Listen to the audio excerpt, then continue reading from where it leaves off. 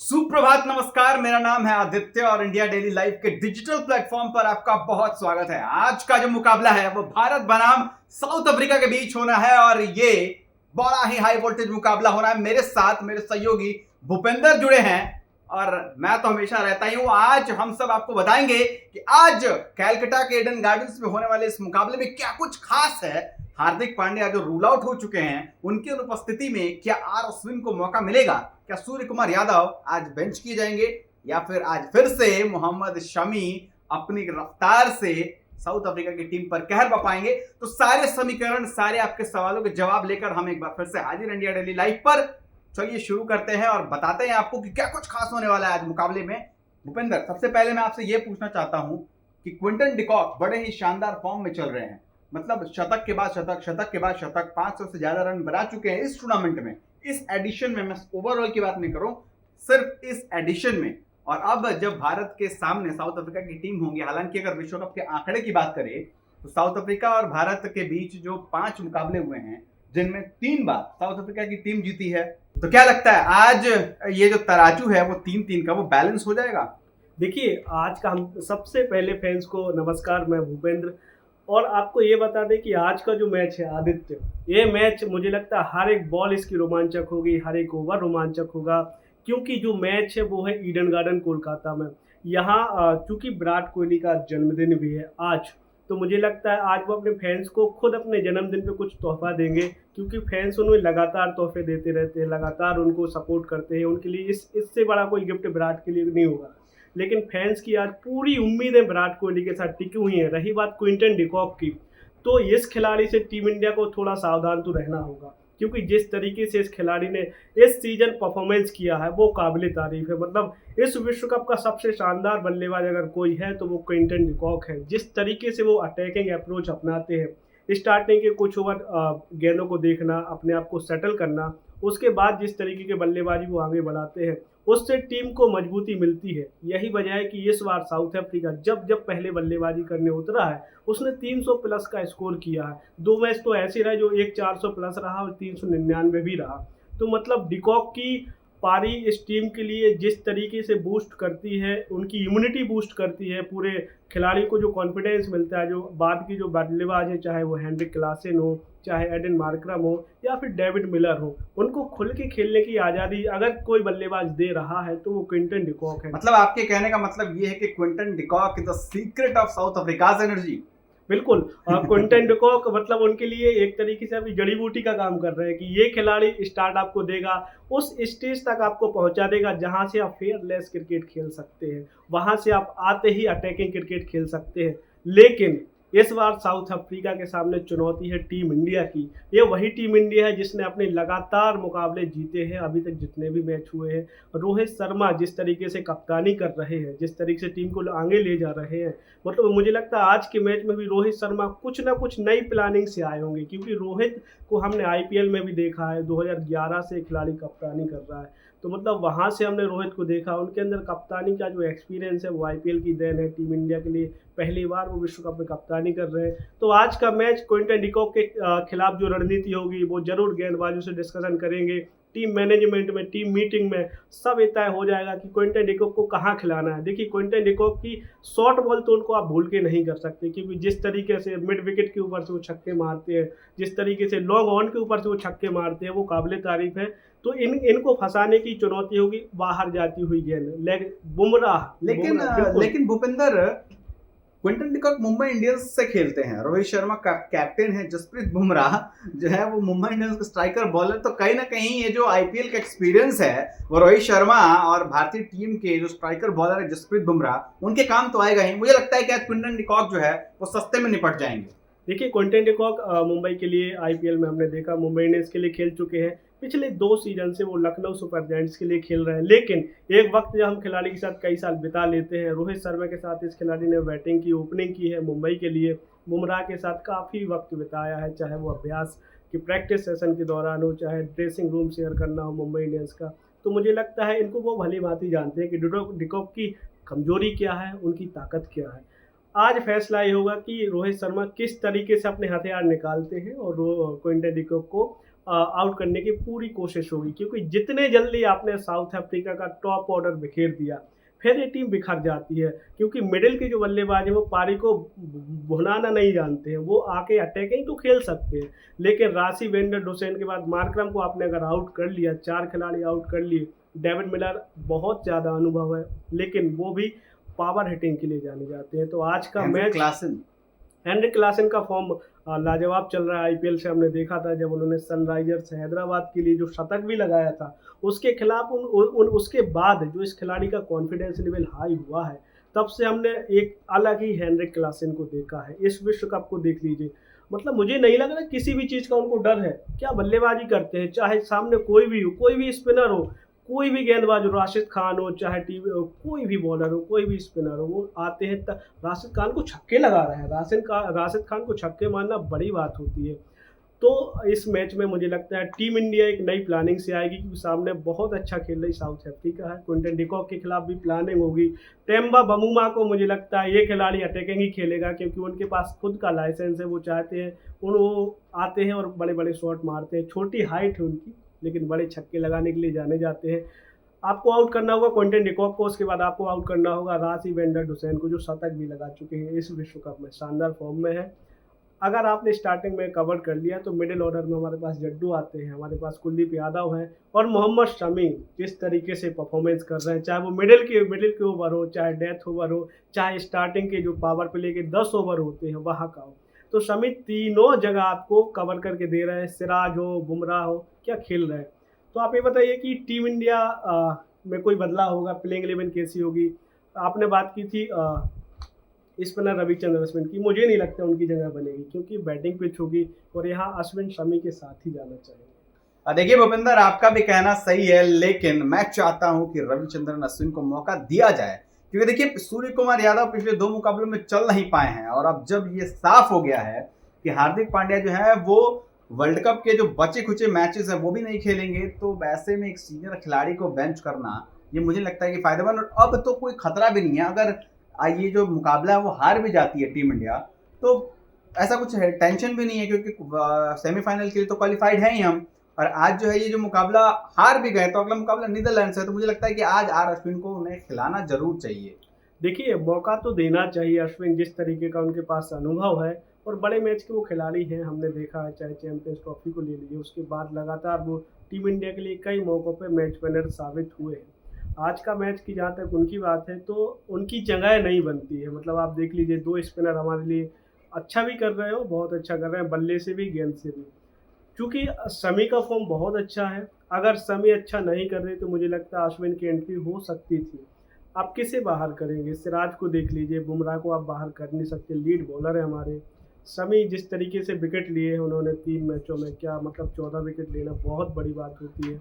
उसके बाद आता है सिराज का नाम, तो सिराज ने श्रीलंका के खिलाफ जो परफॉर्मेंस दिया है, मतलब स्टार्टिंग से जो अटैक किया था, श्रीलंका की कमर तोड़ दी थी। इसके बाद रोहित शर्मा तो नहीं चाहेंगे कि अश्विन आए, क्योंकि अश्विन को लाना, हमारी बैटिंग बहुत अच्छी चल रही है। अश्विन को हम इसलिए भी देखते हैं कि अगर वो गेंद से नहीं तो बल्ले से भी कमाल दिखा सकते हैं, लेकिन अभी उनकी मुझे लगता है केएल राहुल जिस तरीके से खेल रहे हैं। सूर्य कुमार यादव ने एक बहुत अच्छी पारी खेली थी 49 रनों की, इसके पहले जो मैच था, तो मुझे नहीं लगता कि अश्विन की जगह कहीं बनती है। लेकिन एज अ फैन भी मैं कहूँगा कि वो आ सकते हैं, उनको लाए कप्तान एक बार ट्राई कर सकते हैं, थोड़ी बहुत बदलाव हो सकते हैं। लेकिन अश्विन की जगह शमी के चलते मुझे नहीं दिख रहा कि बन पाएगी। हालांकि सभी जितने भी अश्विन के फ़ैन हैं, जैसे आप भी कह रहे हो, कि वो आएँ और मतलब अपना जलवा दिखाएं, तो लेकिन रोहित शर्मा के सामने सबसे बड़ा सवाल है कि उनको लाए किसकी जगह। देखिए, अश्विन के फैन भी हैं और सीनियर खिलाड़ी हैं, तो उसके नाते एक इज्जत भी है, क्योंकि 2011 का वर्ल्ड कप भी वो खेले हैं, 15, 19 भी खेले हैं, और 23 में विराट कोहली के बाद वो दूसरे ऐसे प्लेयर थे जिनको विश्व कप में सबसे ज्यादा विश्व कप में खेलने का अनुभव भी है। तो वो अपने अनुभव से जरूर ही कुलदीप यादव और रविंद्र जडेजा की मदद कर सकते हैं। हालांकि देखिए, रोहित शर्मा बखूबी जानते हैं कि किसे इन करना है और किसे बेंच करना है, और अश्विन को भी इस बात का बुरा नहीं लगता है, क्योंकि वो भी टीम के हित में सोचने वाले हैं। लेकिन आज जो सबसे बड़ा सवाल होने वाला है भारतीय गेंदबाजों के लिए, वो है क्विंटन डिकॉक और हेनरिक क्लासन, और एडम मार्करम को भी मैं उसमें शामिल करूंगा। अंत में डेविड मिलर, किलर मिलर का नाम है। लेकिन देखिए, साउथ अफ्रीका की जो टीम है उसके ऊपर एक दाग है, चोकर्स का दाग। वो शुरुआती मुकाबलों में तो बहुत अच्छा करती है, बहुत अच्छे अच्छे मैचेस जीत जाती है, लेकिन सेमीफाइनल जाते जाते हार जाती है। ये 2000 माफ कीजिएगा 1992 का ये एक किस्सा मैं आपको बताना चाहूंगा, दर्शकों को मैं बताना चाहूंगा कि 92 के वर्ल्ड कप में इंग्लैंड का मुकाबला हो रहा था साउथ अफ्रीका से। बीच में बारिश आ गई और बारिश के बाद जो है साउथ अफ्रीका को एक उस वक्त पे डीएलएस नहीं, उस वक्त पे इस नियम को बारिश नियम कहते थे। तो बारिश के बाद इस मुकाबले को इस स्टेज पर लाके खड़ा कर दिया गया कि साउथ अफ्रीका को एक गेंद में 21 रनों की जरूरत थी, और वो भी साउथ अफ्रीका असंभव सा लक्ष्य था, लेकिन साउथ अफ्रीका हार गई और बाहर हो गई। 92 में वो वर्ल्ड कप खेले थे, 21 साल के बाद उनका आगमन हुआ था आईसीसी के किसी भी टूर्नामेंट में, और इतनी बुरी तरह वो हार गए थे जिसके बाद उन पर चोकर्स का दाग लग गया। जो चोकर्स का जो दाग लगा है वो अब तक उनके पे लगा ही रह गया, क्योंकि लीग स्टेजेस में काफी अच्छा खेलती है टीम, 438 440 इस तरीके से रन्स बनाते हैं। 2-3 प्लेयर आप देखेंगे कि एबी डिविलियर्स जब थे तो वो 45-42 ओवर में भी आकर 30-32 गेंदों में 150 रन मार के चले जाते थे। तो इस तरीके के वो फुल पैकेज ऑफ एंटरटेनमेंट है ये जो टीम है, ये जोश से लबरेज रहती है। लेकिन नॉकआउट में जाते जाते पता नहीं क्या हो जाता है कि ये नॉकआउट में मैचेस हार कर बाहर हो जाते हैं। आज तक एक भी फाइनल भी नहीं खेला इन्होंने। बिल्कुल।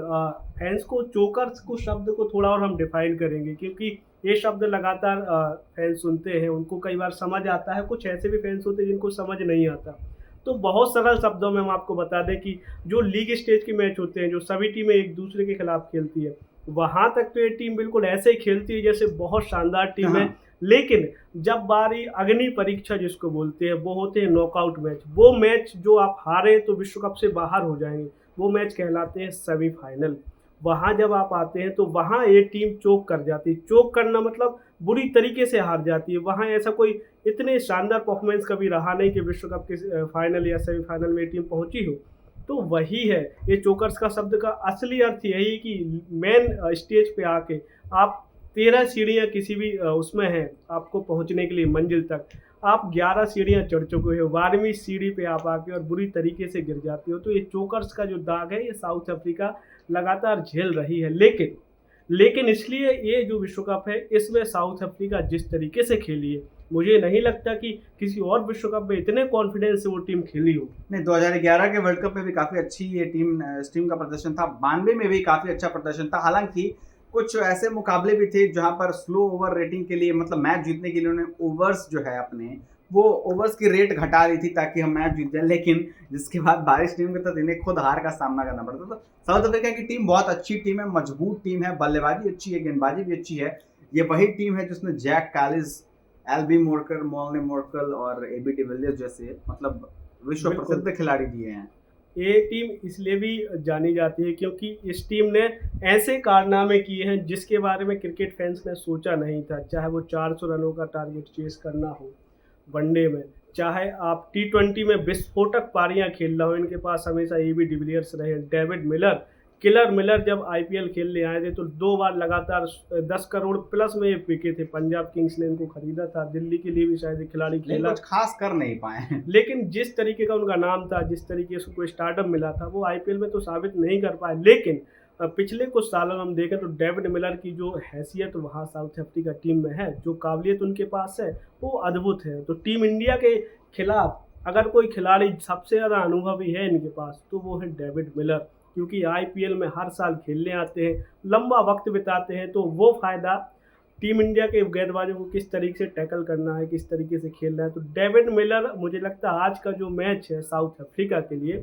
उसमें वो की प्लेयर साबित हो सकते हैं। क्विंटन डिकॉक भी हैं, बिल्कुल। क्विंटन डिकॉक को तो आप इग्नोर कर ही नहीं सकते, क्योंकि डेविड मिलर बाद में आएंगे, पहले तो आपको क्विंटन डिकॉक को आउट करना होगा। तो मुझे लगता है डिकॉक हुए चाहे, और रबाडा का नाम लेना यहाँ बहुत ज़रूरी है, क्योंकि ये जो तेज़ गेंदबाज है इसके पास जिस तरीके की स्पीड है, जिस तरीके का उनका तेज़ गेंदबाज है, बाहर जाती बॉल है, अंदर आती हुई बॉल है। रबाडा स्लो और बन भी बहुत अच्छी कर लेते हैं, और जो उनका सटीक यॉर्कर होता है वो शमी की मुझे याद दिलाता है। इनका जो हाथ इतने ऊपर से आता है रबाडा का, क्या काबिल तारीफ, ठीक शमी से मिलता जुलता मुझे लगता है इनका यॉर्कर है। तो टीम इंडिया के सामने ऐसे 5 खिलाड़ी साउथ अफ्रीका के पास है जो मैच विनर खिलाड़ी रहे हैं तीनों फॉर्मेट में। लुंगी अंगिदी भी अच्छे हैं, धोनी की टीम से खेलते हैं, तो धोनी का कुछ तो अनुभव उन्हें मिला ही होगा, कुछ तो सीखा ही होगा उन्होंने। हाँ बिल्कुल सीखा है। मतलब जब जो टीम जो चेन्नई टीम में जो खिलाड़ी चला गया, मुझे लगता है वो कुछ ना कुछ सीख के ही निकलता है। ये हमने देखा है कि चाहे वो श्रीलंका के कई खिलाड़ी आए, उनको बना दिया धोनी ने। अभी मोरकल ब्रदर्स भी खेले, मोरकल ब्रदर्स भी आईपीएल में खेले हैं, तो सीएसके के लिए भी खेले हैं। तो मुझे लगता है कि ये जो एक और खिलाड़ी की चर्चा होनी चाहिए, साउथ अफ्रीका में वो नए खिलाड़ी हैं, डेल स्टेन से उनका चेहरा मिलता जुलता है, उनको गेराल्ड कॉटजी उनका नाम है। इनका जो सेलिब्रेशन अंदाज है वो भी डेल स्टेन की तरह है। वो जब विकेट लेते हैं तो जोश में दिखते हैं, उनके बाल उड़ते हैं और शानदार बॉलिंग की है। इस सीजन में मुझे लगता है कि साउथ अफ्रीका में मार्को यानसेन के बाद सबसे ज़्यादा विकेट शायद उन्हीं ने लिए हैं। तो ये गेंदबाज को टीम इंडिया के लिए गेंदबाज नया होगा। हाल ही में डेब्यू किया था, उसके बाद लगातार परफॉर्मेंस दिया और आज वो नेशनल टीम में खेल रहे हैं। इस विश्व कप में उनका कॉन्फिडेंस बहुत ऊपर है।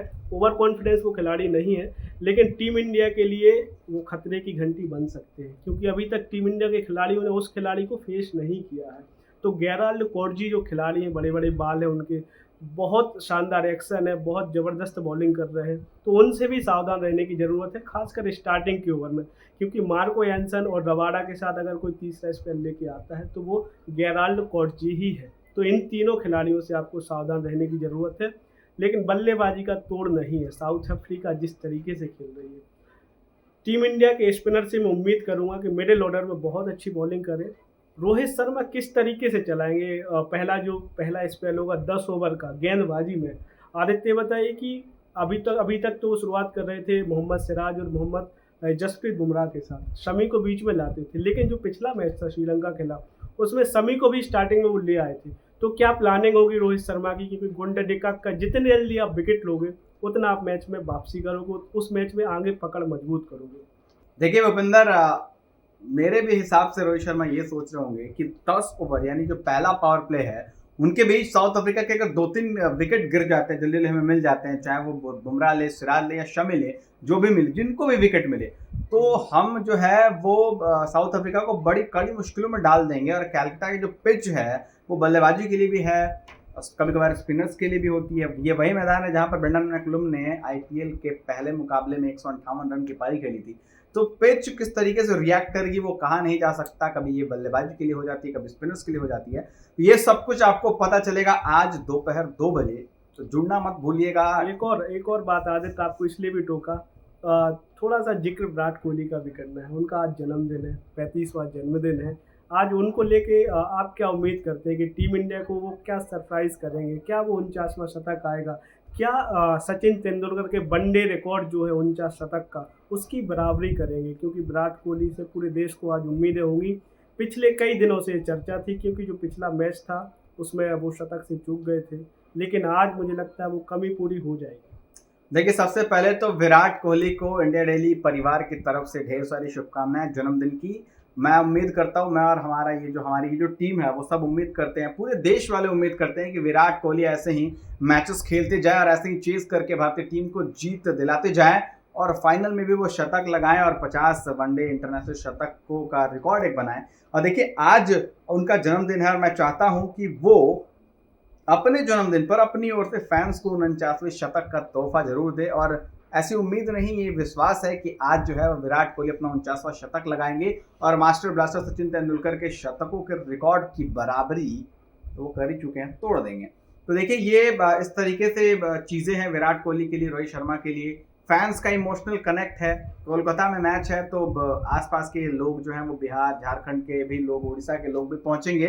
तो मुकाबला बड़ा जबरदस्त होने वाला है। 1:30 बजे हम फिर आपसे जुड़ेंगे, क्योंकि 1:30 बजे टॉस होगा और जो टॉस जीता वो है बॉस। तो टॉस का बॉस कौन होगा, टीमों का समीकरण क्या होगा, प्लेइंग 11s क्या होंगे, इन सब चीज़ों पर चर्चाएं जारी रहेंगी। हमें फिलहाल दीजिए इजाजत, हम फिर आपके सामने जुड़ेंगे। बस कुछ ही समय का इंतजार है, जब तक आप जाइए चाय कॉफ़ी पकौड़े ले आइए और घर पे बैठकर मैच का लुत्फ उठाइए। हम आपके साथ वापस जुड़ेंगे, तब तक के लिए हमें दीजिए इजाजत। नमस्कार।